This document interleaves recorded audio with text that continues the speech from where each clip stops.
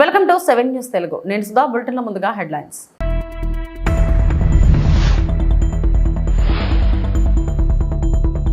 ఉత్తరాంధ్ర అభివృద్ధి ధ్యేయం ముఖ్యమంత్రి చంద్రబాబు.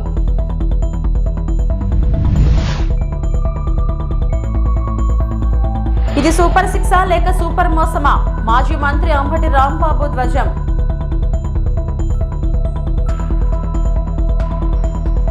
భోగాపురం ఎయిర్పోర్ట్ అనుమతులు తెచ్చి పనులు ప్రారంభించింది వైఎస్ జగన్. తాను చేశానని చెప్పుకోవడంలో చంద్రబాబే సాటి. మాజీ మంత్రి గుడివాడ అమర్నాథ్ ఫైర్. వైకాపా 5 ఏళ్ల పాలనలో ఉత్తరాంధ్రకు తీవ్ర నష్టం జరిగింది. ఇక్కడ త్రాగునీటి ప్రాజెక్టులని మూలన పడ్డాయి. 800 కోట్లతో పుష్కర ఎత్తిపోతల నుంచి అనకాపల్లికి నీరు తీసుకొస్తాం. అది పూర్తయితే 2 లక్షల ఎకరాలకు సాగునీరు అందుతుంది. ఉత్తరాంధ్ర అభివృద్ధి నా ధ్యేయమని ముఖ్యమంత్రి చంద్రబాబు నాయుడు అన్నారు. ముఖ్యమంత్రిగా బాధ్యతలు చేపట్టిన తర్వాత ఆయన తొలిసారిగా గురువారం ఉత్తరాంధ్ర పర్యటనకు వచ్చి ఈ ప్రాంత అభివృద్ధికి వరాల జల్లు కురిపించారు. ఈ సందర్భంగా విశాఖ విమానాశ్రయం లాంజ్ లో నిర్వహించిన వివిధ శాఖల ముఖ్య కార్యదర్శులు, మంత్రులు, ఎమ్మెల్యేలు, అధికారులతో నిర్వహించిన సమీక్షలో మాట్లాడారు. 2026 నాటికి భోగాపురం విమానాశ్రయం నిర్మాణం పూర్తి చేస్తాం. మరో 500 ఎకరాలు కేటాయించి ఎయిర్పోర్ట్ పరిసరాలు అభివృద్ధి చేస్తాం. విమానాశ్రయానికి అనుసంధానం చేసే రోడ్లను అభివృద్ధి చేయడంతో పాటు 12 కూడల వద్ద సమస్య పరిష్కరించాలి. రాష్ట్ర రహదారికి ఎయిర్పోర్ట్లతో అనుసంధానం పెంచాలి. విశాఖ నుంచి భోగాపురం వరకు భీమిలి మీదుగా బీచ్ కారిడార్ అభివృద్ధితో పాటు బీచ్ రోడ్ను శ్రీకాకుళం వరకు విస్తరించాల్సి ఉంది అని స్పష్టం చేశారు. 2700 ఎకరాలు భూమి ఇచ్చి 500 కూడా ఇచ్చి ఎంతమందికి ఎంప్లాయ్మెంట్ ఇస్తారు, ఎంఆర్ఓ కానీ అవన్నీ నుంచి అవన్నీ వర్కౌట్ చేయమన్నాం. సెంట్రల్ మినిస్టర్ ఇక్కడే ఉన్నాడు, ఆయనకు అప్పచెప్పాం. ఆయన వాళ్ళతో కూర్చొని ఏమేం చేయగలుగుతాం అవన్నీ చేసేది ఒక యాక్షన్ ప్లాన్ తయారు చేయమన్నాం. అది కూడా చేస్తాం. అది పూర్తి కావాల్సిన అవసరం. దానికి కావాల్సినటువంటి కొన్ని సమస్యలు ఉన్నాయి. జిల్లా అడ్మినిస్ట్రేషన్ రాసుకోవాలి. ఇక్కడ నేషనల్ హైవే, పాత నేషనల్ హైవేలో 12 జంక్షన్స్ లో ఎక్కడికక్కడ కొన్ని ప్రాబ్లమ్స్ ఉన్నాయి.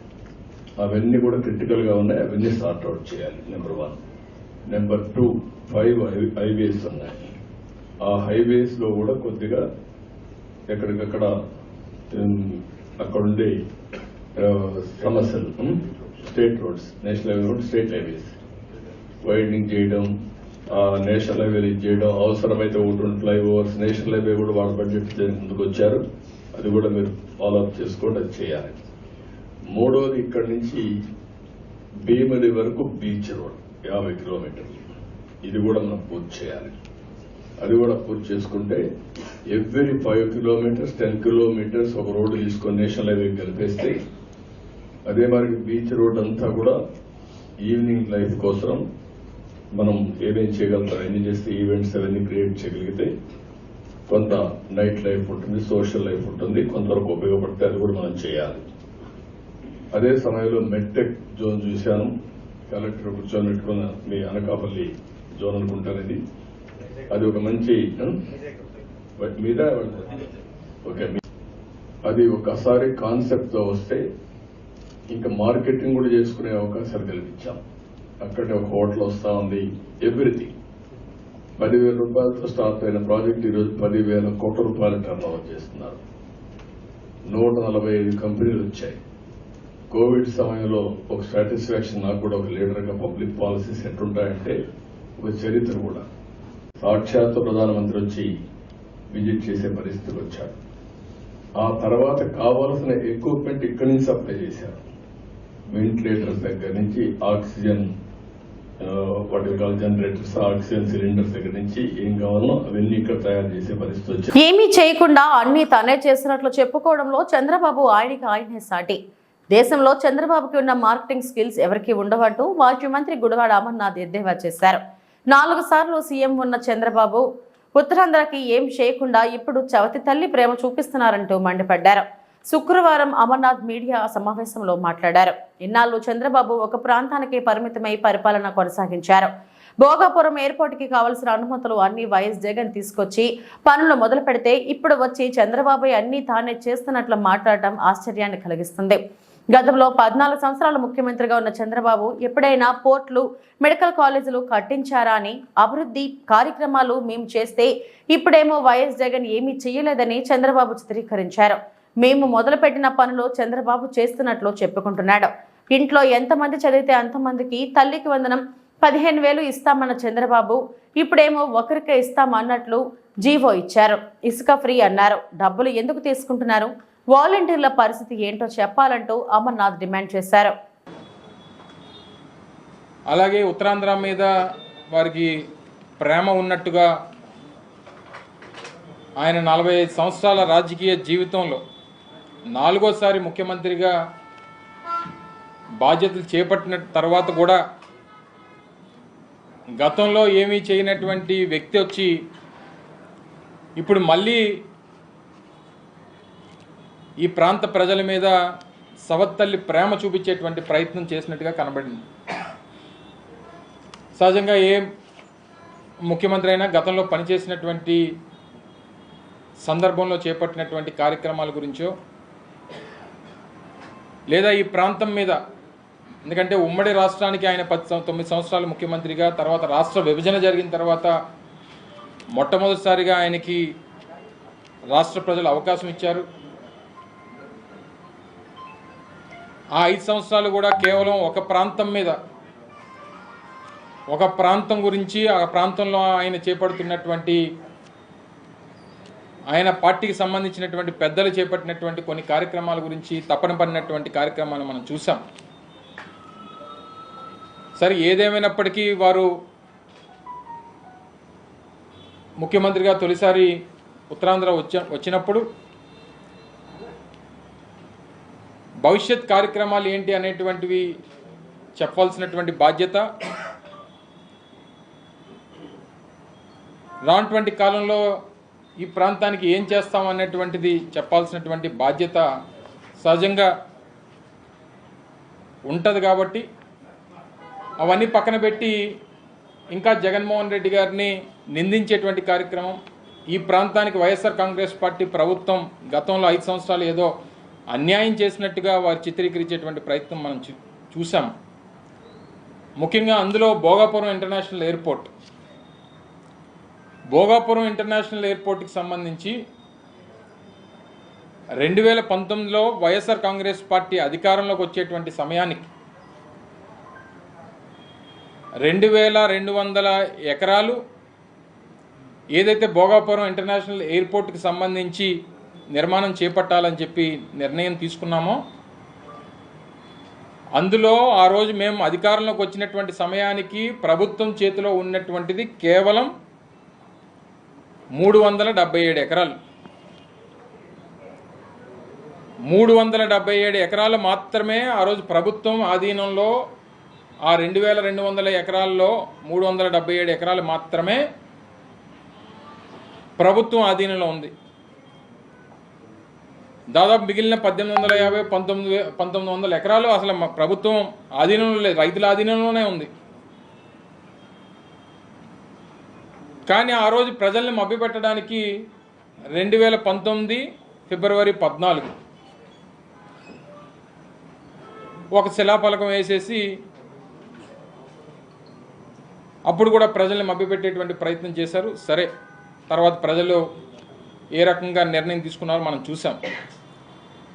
ఇప్పటికి కూడా ఆయన చేసినటువంటి కార్యక్రమంగానే దాన్ని చిత్రీకరించడం అనేటువంటిది చాలా ఆశ్చర్యానికి గురి చేసింది. ఎందుకంటే గత సంవత్సరం మే 3వ తారీఖున అనుకుంటా భోగాపురం ఇంటర్నేషనల్ ఎయిర్పోర్ట్కి సంబంధించి ఆ రోజు ముఖ్యమంత్రిగా ఉన్నటువంటి జగన్మోహన్ రెడ్డి గారు, దానికి సంబంధించినటువంటి I&I మినిస్టర్గా ఉన్నటువంటి నేను కానీ, లేదా కేంద్ర మంత్రివర్యులుగా ఉన్నటువంటి పెద్దలు జ్యోతిరాదిత్య సింధియా గారు దానికి పూర్తి స్థాయిలో అన్ని అనుమతులు తీసుకున్న తర్వాత పూర్తి స్థాయిలో నిర్మాణానికి ఏ రకమైనటువంటి ఆటంకాలు లేవు అని చెప్పి నిర్ధారణకు వచ్చిన తర్వాత పనులు మొదలుపెట్టినటువంటి ప్రభుత్వం జగన్మోహన్ రెడ్డి గారి ప్రభుత్వం. ఆ రోజు నేటికి దాదాపు 30-35% పనులు పూర్తి చేశాం. మిమ్మల్ని కూడా ఒక సందర్భంలో జనవరి మాసంలో అనుకుంటా, డిసెంబర్ జనవరి మాసాల్లో మిమ్మల్ని అందరినీ కూడా ఒకసారి అక్కడ జరుగుతున్నటువంటి పనుల్ని ప్రజలకు చూపించడం కోసం మిమ్మల్ని కూడా ఒకరోజు ఆహ్వానించి మిమ్మల్ని అందరినీ కూడా తీసుకెళ్ళినటువంటి సందర్భం మీ అందరికీ గుర్తుంది. ఆ రన్వే పనులు కానీ, టెర్మినల్ బిల్డింగ్ పనులకు సంబంధించి కానీ, ఇలా ఇవన్నీ జరుగుతున్నటువంటి క్రమంలో ఏమీ చేయకుండా అన్నీ నేనే చేశాను అనేటువంటి ఎన్నికల సమయంలో చంద్రబాబు ఇచ్చింది ఇది సూపర్ సిక్సా లేక సూపర్ మోసమా అని వైఎస్ఆర్సీపీ నేత మాజీ మంత్రి అంబటి రాంబాబు ప్రశ్నించారు. పిల్లలని స్కూలుకు పంపే అమ్మలకు తల్లికి వందనం పథకం కింద 15,000 ఆర్థిక సహాయం అంటూ ఏపీ ప్రభుత్వం జీవో 29 పేరిట ఉత్తర్వులు జారీ చేసింది. అయితే ఎన్నికల ముందు ఒక ఇంట్లో ఎంతమంది పిల్లలుంటే అందరికీ తల్లికి వందనం ఇస్తామని హామీ ఇచ్చిన చంద్రబాబు అధికారంలోకి వచ్చాక మాట మార్చారని మాజీ మంత్రి మండిపడ్డారు. అంబటి రాంబాబు మీడియాతో మాట్లాడారు. అధికారంలోకి తీసుకురండి. కాపీ కొట్టడమే కాకుండా కొట్టారు. కొట్టనండి, ఒక మంచిదాన్ని కాపీ కొడితే తప్పేం లేదు. దాన్ని ఇంకొద్దిగా ముందుకు వెళ్ళారు. ముందుకు వెళ్ళి ఇద్దరుంటే 30,000, ముగ్గురుంటే 45,000, నలుగురుంటే 60,000 రూపాయలు మీ ఇంటికి తీసుకొచ్చి ఇచ్చేటటువంటి కార్యక్రమం చేస్తాం. అమ్మఒడి కాదు మాది,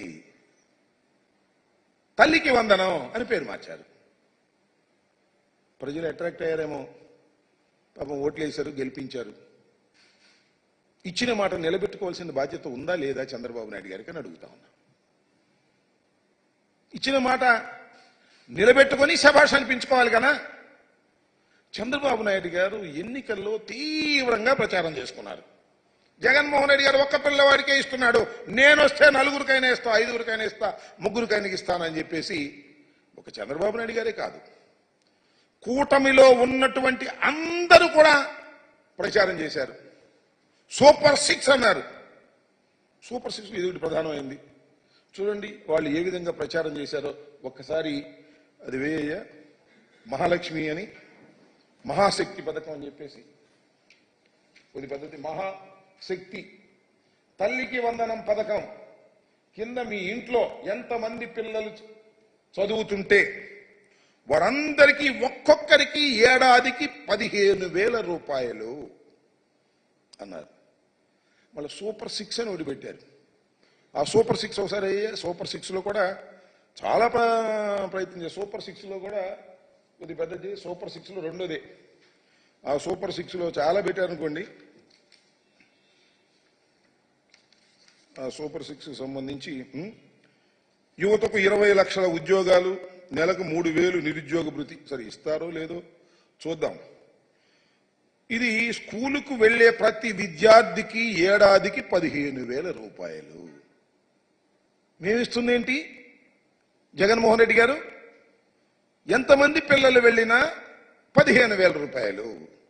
కానీ మేము అధికారంలోకి వస్తే, కూటమి అధికారంలోకి వస్తే ఎంతమంది పిల్లలు వెళితే అంతమంది ఇంటూ 15,000. ఇద్దరు వెళ్తే 30,000. రాష్ట్ర పర్యాటక శాఖ మంత్రి కందుల దుర్గేష్, ఎంపీ దగ్గుబాటి పురంధేశ్వరి, ఎమ్మెల్సీ వంక రవీంద్రనాథ్, శాసనసభ్యులు నల్లమిల్లి రామకృష్ణారెడ్డి, బత్తుల బలరామకృష్ణ, ఆదిరెడ్డి శ్రీనివాస్, ముప్పిడి వెంకటేశ్వరరావు, మద్దిపాటి వెంకటరాజు తూర్పుగోదావరి జిల్లాను, రాజమహేంద్రవరం నగరాన్ని అభివృద్ధి పరచడంలో ప్రజాప్రతినిధులు, అధికారులు సమన్వయంతో పనిచేసి అగ్రగామిగా నిలబడడంలో పరస్పర సహకారంతో పనిచేద్దామని రాష్ట్ర పర్యాటక, సాంస్కృతిక, సినిమాటోగ్రఫీ శాఖ మంత్రి కందుల దుర్గేష్, ఎంపీ దగ్గుబాటి పురంధేశ్వరులు పేర్కొన్నారు. పుష్కరాలు ఏవైతే ఉన్నాయో దాన్ని దృష్టిలో పెట్టుకున్నట్లయితే కోఆర్డినేషన్ లేకుండా మనం పని చేయలేము అనేది నా యొక్క అభిప్రాయం. ఎందుకంటే పుష్కరాల్ని ఒక అవకాశంగా తీసుకుంటూ రాజమండ్రి జిల్లాని మనం ఏ విధంగా వీ కెన్ అప్గ్రేడ్ అనేది మనకి ఇది మంచి అవకాశం యాక్చువల్లీ. బికాస్ ఫండ్స్ ఫ్లో ఉంటుంది మనకి, అండ్ ట్రాఫిక్ కావచ్చు, అదేవిధంగా శానిటేషన్ కావచ్చు, వాటర్ కావచ్చు, డ్రింకింగ్ వాటర్ చాలా వరకు పక్కనే గోదావరి ఉన్నప్పటికీ కూడా రాజమండ్రి పెరిఫరల్ ఏరియాస్ అయితే అసలు డ్రింకింగ్ వాటరే influence that are going in to the river Godavari. వాటి మీద కూడా ఖచ్చితంగా దృష్టి కేంద్రీకరించాల్సినటువంటి అవసరం ఉంది. అండ్ సర్వేస్ ప్రకారం అయితే ఇప్పుడున్నటువంటి మనకి ట్రాఫిక్ ఆల్రెడీ కంజెస్టెడ్ గా ఉంటుంది మనకి. More particularly Rajahmundry city town ని చూసినట్లయితే decongestion I would request you, madam, if you can R&D, NHAI, PDs untaru varu, if they can do a comprehensive study of the traffic in Rajahmundry and give us a solution to it, a permanent solution, one ways, traffic signals, ఇతరత్ర round turners, ఇటువంటి అంశాల మీద దృష్టి పెట్టి maybe bridges here and there, foot over bridges, వీటన్నిటి మీద దృష్టి పెట్టి ఒక సమగ్రమైనటువంటి ఒక రిపోర్ట్ ఇవ్వగలిగినట్లయితే, this is keeping in mind the future, like I said 2027. And అందరి అంచనా ఏంటంటే 5 కోట్ల మంది పిల్గ్రిమ్స్ వస్తారు అనేటువంటి అంచనా మనకు తెలియజేస్తున్నటువంటి సందర్భంలో ఎక్కడో ఒక చిన్న ఆందోళన, మనం అంత కేటర్ చేయగలం అనేది. సో ఆ ట్రాఫిక్ ని మనం దృష్టిలో పెట్టుకుని వాట్ కెన్ బి డన్. అదేవిధంగా కమిషనర్ గారితో కూడా ఈ ఘాట్ల అప్గ్రేడేషన్ కావచ్చు, బ్యూటిఫికేషన్ కావచ్చు, లేకపోతే seamless ghat connectivity like we saw in other states, దాన్ని కూడా దృష్టిలో పెట్టుకుని మనం అందరం ఒక 4-5 months లో ఒక రిపోర్ట్. విశాఖ స్టీల్ ప్లాంట్ ప్రైవేటీకరణకు అవకాశమే లేదు. ఇక్కడ గమనించిన ప్రతి అంశాన్ని నోట్ చేసుకున్నాం. ప్రధాని మోదీకి అన్ని విషయాలు వివరిస్తామని కేంద్ర మంత్రి కుమారస్వామి తెలియజేశారు. Now, Prime Minister's permission is required. I have to convince him. What are all the issues pertaining to the RINL issue? We threadbare discussion we had. I am preparing a note to get the confidence of the Prime Minister and how to revive this RINL. For that we are working out. Gudipalli మండలంలోని మాధవపురం గ్రామంలో bridge పక్కన ఉన్న పురాతన గణపతి ఆలయంలో విగ్రహం గుర్తు తెలియని వ్యక్తులు ధ్వంసం చేసి బయటపడేశారు. గుప్త నిధులు ఉన్నాయని విగ్రహాన్ని ధ్వంసం చేశారని మాధవపురం గ్రామ ప్రజలు చెప్పారు. ఈ మధ్యకాలంలో దేవరకొండ ప్రాంతంలో కూడా ఈ విధంగానే పలు ఆలయాల్లో గుప్త నిధులు ఉన్నాయని ధ్వంసం చేస్తున్నారని చెప్పారు. మాధాపురం గ్రామ ప్రజలు సంఘటన స్థలంలో జరిగిన సంఘటన గుడిపల్లి పోలీస్ స్టేషన్ కి సమాచారం ఇచ్చారు. వెంటనే ఎస్ఐ నరసింహులు వచ్చి పరిశీలించి కేసు దర్యాప్తు చేశారు. అంటే కడపలో ఏమైనా ఉంటుందా? అతికిచ్చినట్టు ఉంటుంది అని పలకొట్టిన లేని పలకొట్టి మూత పోసి ఇప్పుడు రాజబొమ్మ చేసిన లోపల ఏదైనా పెట్టకుండా ఉంటారా, దాన్ని ఏదైనా పెడతారని చెప్పి చేసిన దేవన చేసిన వాళ్ళు. మరి బయటికి ఏం తెచ్చినాడు? బయట చెప్పుంటే అలా మెసలు వస్తుంది దానికి పెళ్ళాను అలా దింపుతూనే వాడు రుస్తే దింపుతా వద్దురు కదా ఊకలమ్మాట అమ్మ ఎంత బయటికి ఏం తెచ్చిర్రు ఇల్లు? ఏం విషయం కదా ఇది? ఎంత గట్టి కొడితే అది పేడు వెళ్ళాలి. అది గడ్డ పడుతుంది కూడా పడతలేదు. అది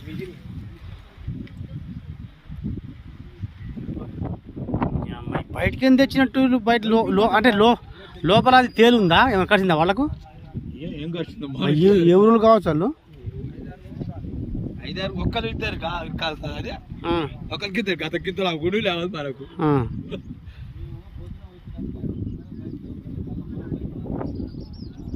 అంటే నైటే తీసుకోవచ్చా? నిన్న ఉందా?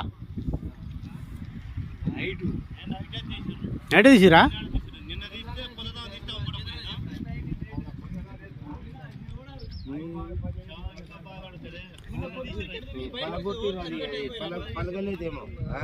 దాన్ని పెట్టి దాన్ని వచ్చిర్రు వాడు కూర్చొని మిషన్ పెట్టిర్రు.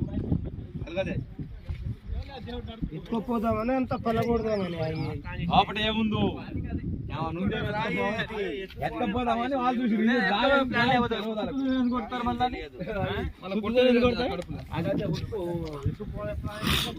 లేవాలి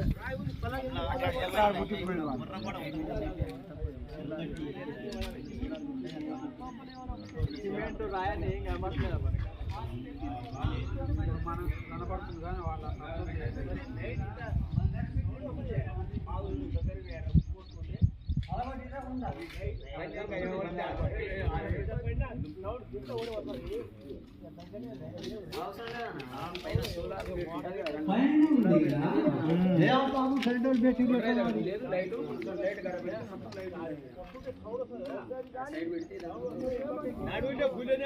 పోతుంటే ఈడ సౌండ్ వస్తుంది. వచ్చినా గిట్ట మనం ఏదో అనుకుంటాం కదా, సౌండ్ వస్తుంది.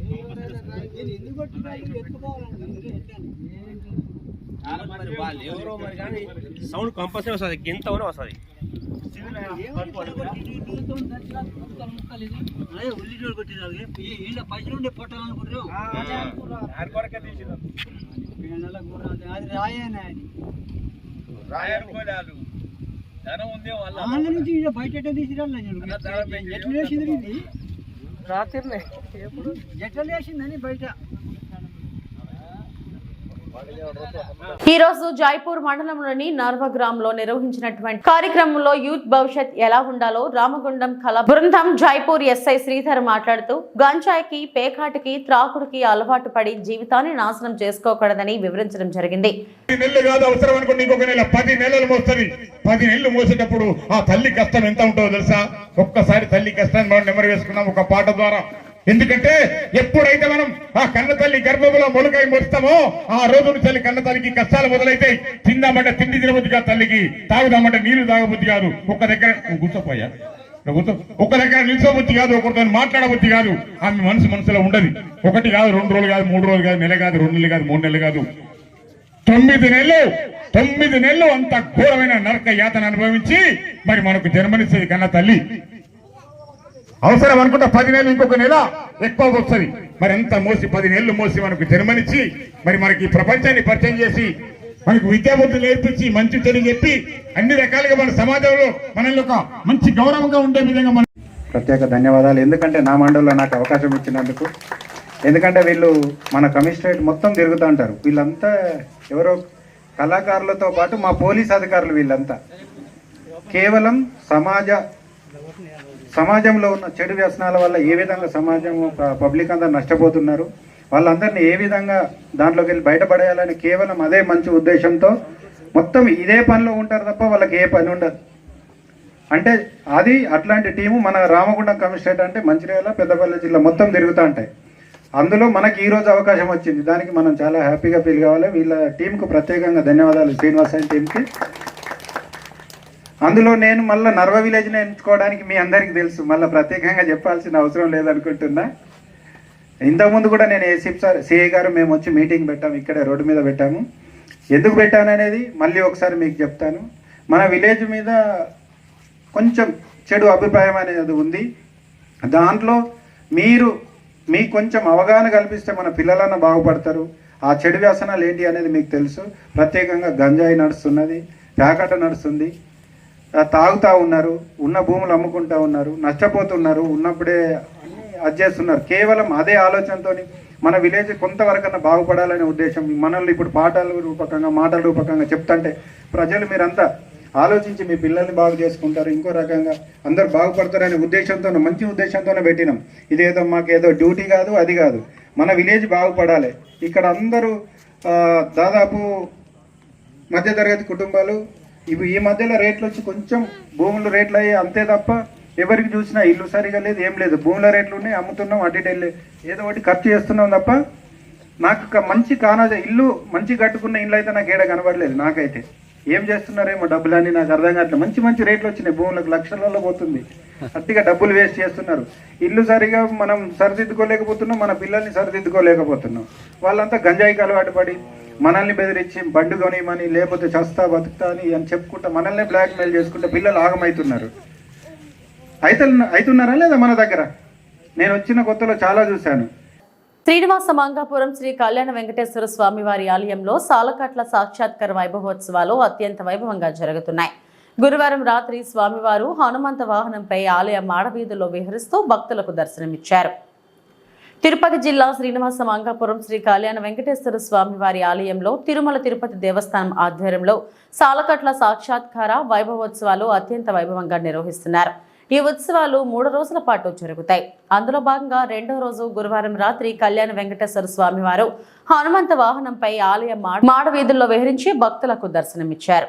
మంగళ వాయిద్యాలు, కోలాటాలు, చెక్క భజనలు, గోవింద నామస్మరణ నడుమ మాడవీధులలో విహరిస్తున్న స్వామివారికి భక్తులు కర్పూర నీరాజనాలు సమర్పించుకొని మొక్కులు తీర్చుకున్నారు. గోవింద నామస్మరణతో 4 మాడవీధులు మారుమ్రోగాయి. వైభవోత్సవంలో భాగంగా 3వ రోజు శుక్రవారం గరుడ వాహనంపై స్వామివారు విహరించి భక్తులను అనుగ్రహించనున్నారు. కార్యక్రమంలో ఆలయ ప్రత్యేక శ్రేణి deputy EO Varalakshmi, AEO Gopinath, ఇతర అధికారులు పాల్గొన్నారు.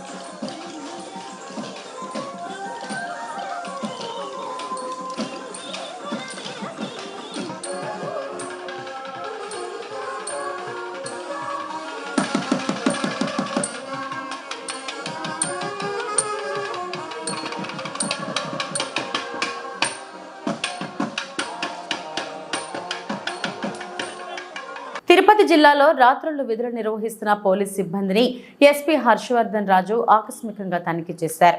తిరుపతి చంద్రగిరి సబ్ డివిజన్లో బీట్ సిబ్బందికి పలు సలహాలు సూచనలు ఇచ్చారు. ఎక్కడా ఎలాంటి అవాంఛనీయ సంఘటనలు జరగకుండా రాత్రిపూట సమర్థవంతంగా విధులు నిర్వహించాలని ఆదేశించారు. తిరుపతి జిల్లా తిరుపతి చంద్రగిరి సబ్ డివిజన్ల పరిధిలో రాత్రిపూట గస్తీ తిరిగే పోలీసు సిబ్బందిని జిల్లా ఎస్పీ గురువారం రాత్రి తనిఖీ చేశారు. బీట్ బుక్లో ఉన్న ప్రాంతాలలో ప్రణాళిక ప్రకారం ఖచ్చితంగా తిరగాలని సూచించారు. రాత్రి గస్తీ తిరుగు సిబ్బంది తమ బీటు పరిధిలో ఉన్న రౌడీ షీటర్లు, సస్పెక్ట్ షీటర్లు, హిస్టరీ షీటర్లను ఖచ్చితంగా తనిఖీ చేసి బీట్ పుస్తకంలో నమోదు చేయాలన్నారు. గతంలో నేరం జరిగిన ప్రదేశాలను కూడా బీట్ పుస్తకంలో నమోదు పరచాలన్నారు. LHMS కెమెరాలను తప్పకుండా బీట్ సిబ్బంది తనిఖీ చేయాలని ఆదేశాలు ఇచ్చారు. రాత్రిపూట విధి నిర్వహణలో స్వీయ సంరక్షణ చేసుకుంటూ సమర్థవంతంగా తమ విధులు నిర్వర్తించాలని పోలీస్ సిబ్బందికి సూచించారు. ప్రతిరోజు ఉదయం SHOలు సంబంధిత అధికారులు కూడా బీట్ బుక్ను ఖచ్చితంగా తనిఖీ చేయాలని అధికారులను ఆదేశించారు. మైక్ ఆఫీసర్లు, నైట్ రౌండ్స్ ఆఫీసర్లు, నైట్ డిస్ట్రిక్ట్ ఆఫీసర్లు ఖచ్చితంగా బీట్లను తనిఖీ చేయాలని ఆదేశించారు. ఈ కార్యక్రమంలో శాంతి భద్రతల అదనపు SP Kulasekhar, DSP Ravi Manohar Achari, traffic CIలు నర్సింగప్ప, రమణ కుమార్, SIలు, పోలీస్ సిబ్బంది మరియు స్పెషల్ పార్టీ పోలీసులు పాల్గొన్నారు.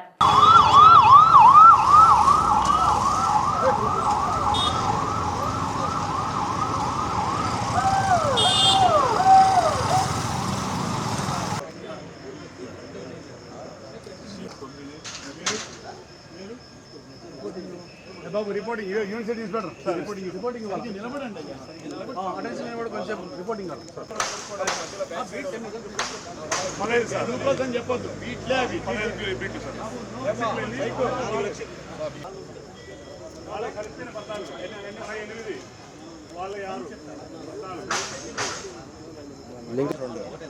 ఓకే మన రక్షక 4 ప్లస్ రక్షక 6 రక్షక బీట్స్ టోటల్ వచ్చి 6 రక్షక 6 రక్షక వచ్చేసి 6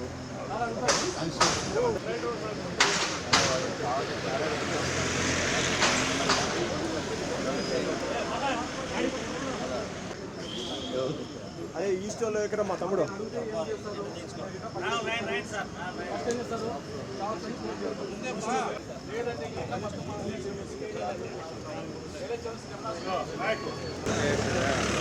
ఏమండి నిఖిల్ ఎక్కడ ఇక్కడ వాళ్ళు చేస్తాను చేస్తాను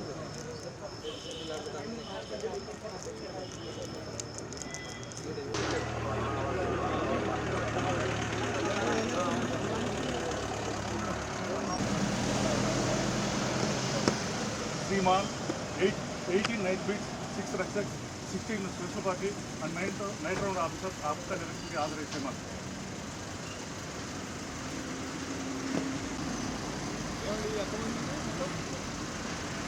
Sir, 18 beats.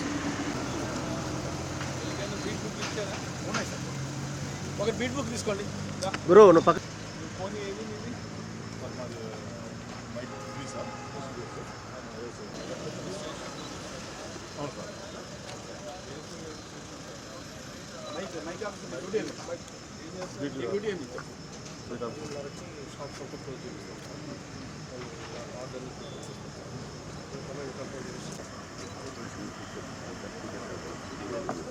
చెప్తాను అయిందా చెప్తాను